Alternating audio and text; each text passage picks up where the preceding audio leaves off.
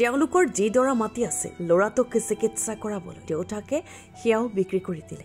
দেউতাকে মানে একো কৰিব পৰা নাই, যি এডৰা মাটি আছিলে সেইডৰাকে বেছি ল'ৰাটো চিকিৎসাৰ কাৰণে হেৰি কৰিছে, কিন্তু সেইটোৱে যথেষ্ট নহয়। ঘৰখনত এটাই ল'ৰা, সিয়ে ইটো সিটো কাম কৰি বৃদ্ধ মাক দেউতাকক চোৱা চিতা কৰি আছে। তেখেতলোকৰ দেউতাকৰ বয়স হৈছে আৰু একমাত্ৰ তেওঁই আছিল এই ঘৰখনৰ সহাৰি, তেওঁৰ উপাৰ্জনৰ দ্বাৰা এই ঘৰখন চলি আছিল। এজন যুৱকক সুস্থ কৰি তুলিবলৈ অসমবাসীৰ ওচৰত গাঁতৰ আহ্বান এখন গাঁও ৰাইজৰ।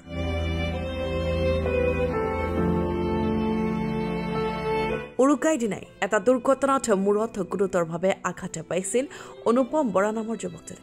যোৱা উৰুকাৰ দিনাখনি ল'ৰাটোৰ সাধাৰণ বাইকৰ মানে দুৰ্ঘটনাত পতিত হ'ল হৈ বৰ্তমান তেওঁ ডিব্ৰুগড় সঞ্জীৱনী হস্পিটেলত অন্তৰ্ভুক্ত হৈ আছে। ডিব্ৰুগড়ত চিকিৎসাধীন হৈ থকা অনুপমৰ ব্ৰেইনৰ অপাৰেশ্যনৰ বাবে এতিয়া প্ৰয়োজন প্ৰায় 7 লাখ টকাৰ। বৰ্তমান অকণমান ক্ৰিটিকেল কণ্ডিশ্যনেই বুলি ক'ব পাৰি, মানে কি তেওঁ ICUত আছিলে, সেয়েহে তেওঁ ICUত মানে অপাৰেশ্যন কৰিবৰ কাৰণে প্ৰায় 6-7 লাখমান টকাৰ অৰ্থৰ প্ৰয়োজন হৈছে। সেই অৰ্থখিনি তেওঁলোকৰ ঘৰৰ ব্যক্তিসকলে বহন কৰাত অলপ অপাৰক।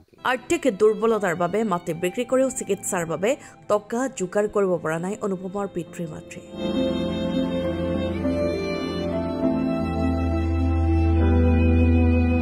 সামৰ্থ্য অনুযায়ী যুৱকজনক সুস্থ কৰি দিবলৈ গাঁও ৰাইজে সহায় আগবঢ়াইছে যদিও বৰ্তমান তেওঁৰ অপাৰেশ্যনৰ বাবে প্ৰয়োজন প্ৰায় 5 লাখৰো অধিক টকা।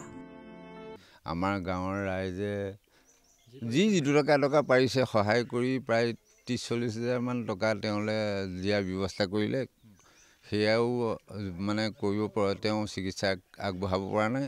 সেয়েহে এতিয়াও ডক্টৰে কোৱা মতে 6-7 লাখ টকা মানে প্ৰয়োজন হ'ব, আমি যিটো গম পালোঁ। গতিকে সেই সিমানখিনি তেওঁ পৰিয়ালটোৱে মানে উলিয়াব পৰা ৰাস্তা নাই। গাঁৱৰ প্ৰতিটো কামতে আগবঢ়া যুৱক অনুপমক সহায় কৰিবলৈ অসমবাসীৰ লগতে চৰকাৰক অনুৰোধ জনাইছে এতিয়া ধেনুধৰীয়া গাঁৱৰ ৰাইজে।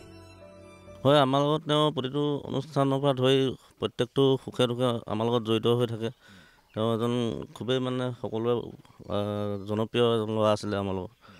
গতিকে গোটেইখিনি কথা গম পাইছে, যিহেতু পৰিয়ালটো অতি দৰিদ্ৰ সীমাৰেখাৰ তলৰ আৰু যিহেতু ব্ৰেইনত বহুতখিনি আঘাত পাইছে, যাৰ ফলস্বৰূপে মানে পৰ্যাপ্ত পইচাৰ প্ৰয়োজন হৈছে।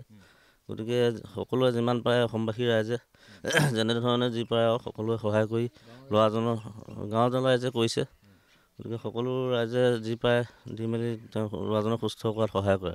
আৰু লগতে আমাৰ অসম চৰকাৰলৈ এটা বিনম্ৰ অনুৰোধ, আমাৰ যিহেতু যুৱ প্ৰজন্মৰ মামা আপোনাৰ হিমন্ত বিশ্ব শৰ্মালৈও মই অনুৰোধ জনাইছোঁ।